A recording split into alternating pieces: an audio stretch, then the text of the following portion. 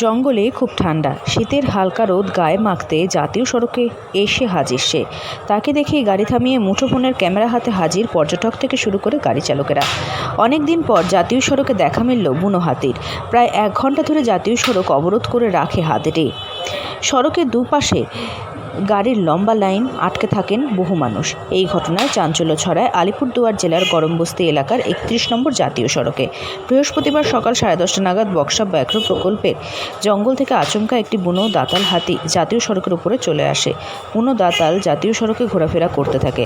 হাতিকে দেখে সমস্ত গাড়িগুলি দাঁড়িয়ে যায়। অনেকেই গাড়ি থেকে বেরিয়ে হাতির ছবি তুলতে ব্যস্ত হয়ে পড়ে।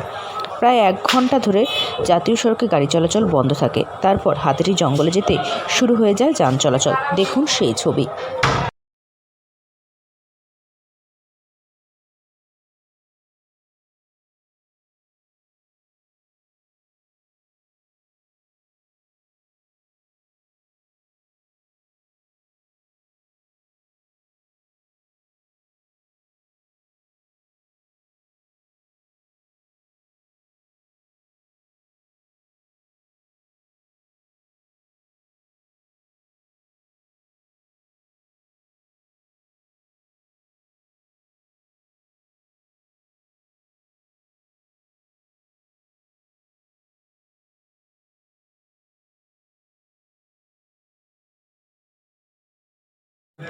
আলিপুরদুয়ার থেকে অনন্যা দের রিপোর্ট, লোকাল 18 বাংলা।